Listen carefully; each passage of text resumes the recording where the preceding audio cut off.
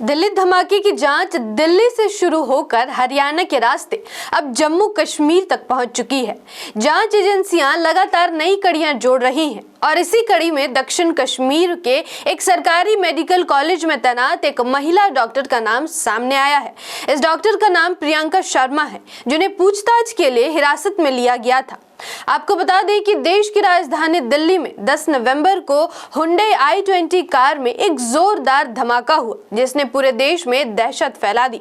यह विस्फोट Lal Qila metro station के गेट नंबर 1 के ठीक सामने हुआ था। धमाका इतना भीषण था कि इसमें 1 दर्जन से अधिक लोगों की मौत हो गई और करीब 24 से ज्यादा लोग गंभीर रूप से घायल हुए।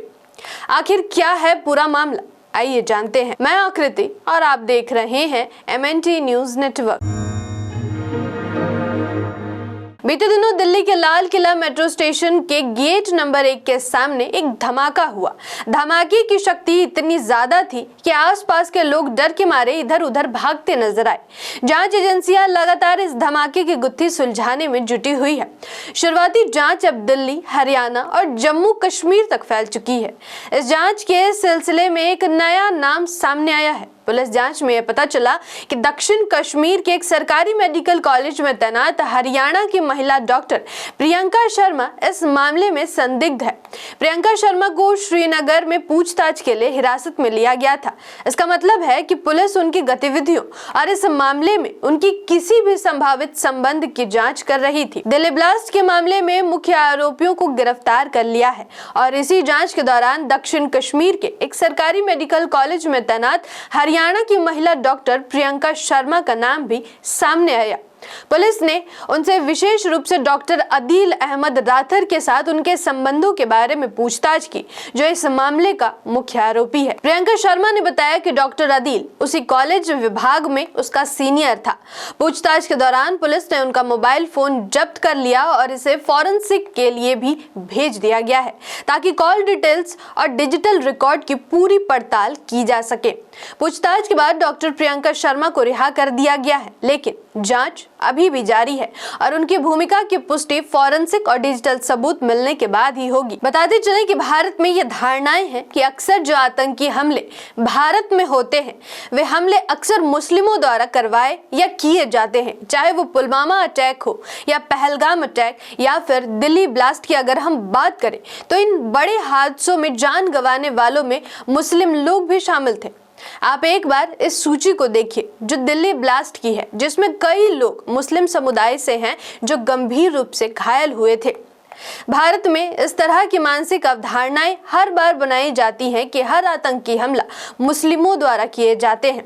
आतंक का कोई धर्म या जात नहीं होता। मैं आपको इसलिए कह रही हूं क्योंकि साल 2014 में भारत के राष्ट्रीय सुरक्षा सलाहकार अजीत डोभाल ने ऑस्ट्रेलिया इंडिया इंस्टीट्यूट के कार्यक्रम title Ajit Doval the challenge of global terrorism में कहा था कि अब मैं आपको एक छोटी सी बात बताता हूं। पाकिस्तान की ISI ने इंटेलिजेंस के लिए भारत से जितने लोगों को भर्ती किया है, उसमें मुस्लिमों से अधिक हिंदुओं की संख्या है।